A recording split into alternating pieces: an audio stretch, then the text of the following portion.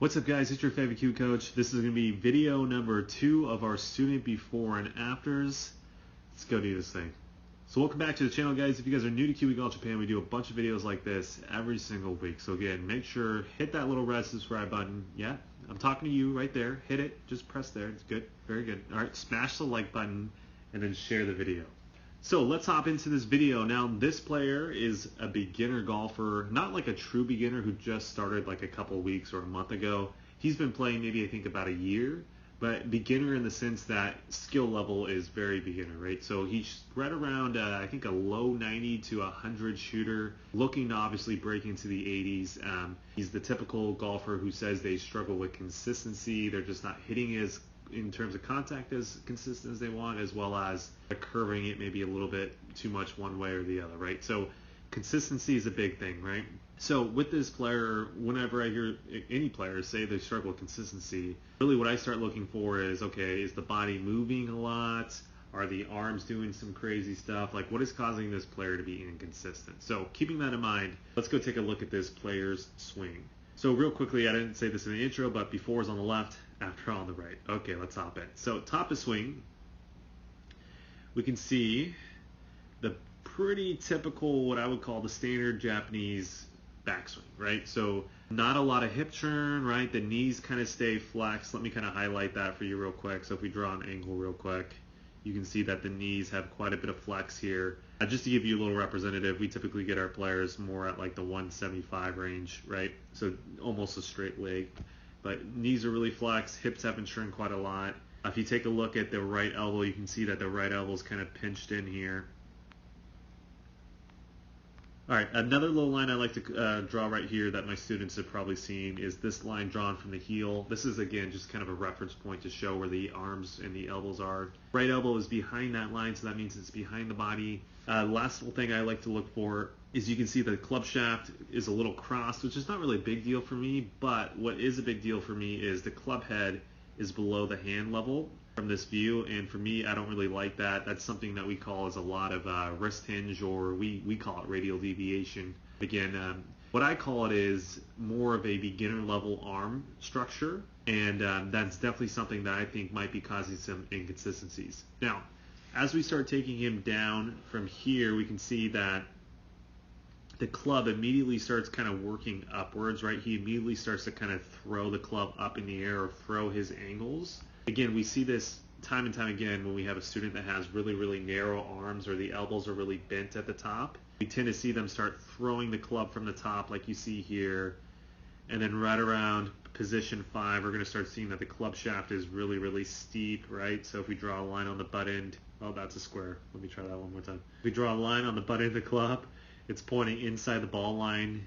We can see that the elbow is kind of behind the body here, right? So he's getting into this position where I can definitely see where inconsistency is happening. So let's go kind of show you what we did with the after swing.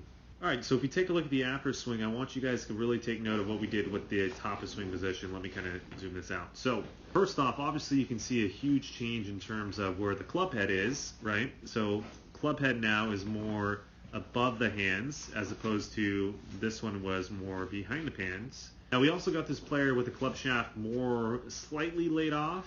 Now the reason why we did this was because we found this player really struggling to shallow up the golf club, so I'd rather just put him in a position to where he's slightly laid off.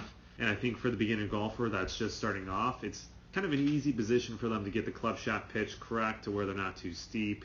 And again, once they get a little bit better, they can start messing around with the club shaft positioning. They could be crossed if they want, or traditional, etc., whatever. Anyways, from here, you can also see that the elbow is a lot less pinched in, right? So if we draw that same angle, we can see that this player's now at 69 degrees as opposed to this one was more so at like 49 degrees, so 20 degrees more extended. And then we can also see that the lead arm is a little bit more on the shoulder line. Now in terms of the lower body, if we go take a look at that, not a huge change here. Again, this was one of these students' actual full swing, so didn't really get as much change as we wanted in this particular part of the swing, but it is slightly a little bit more hip churn. But again, the real change that you're going to see with this player is obviously the top of swing position.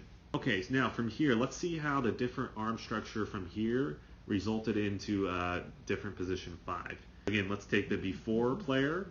Obviously throwing angles, getting steep, elbow behind. Now we still have that little bit of an elbow drop here, but not really that bad.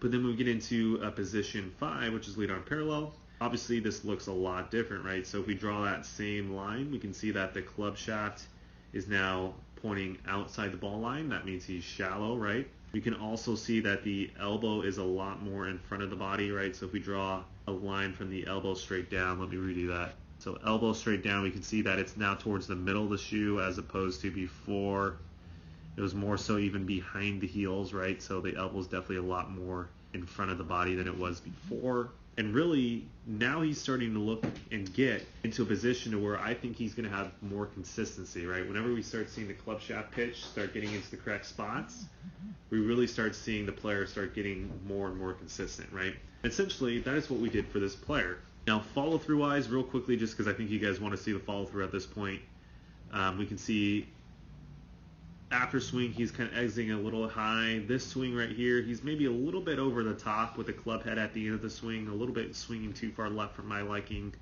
but the exit is a lot better.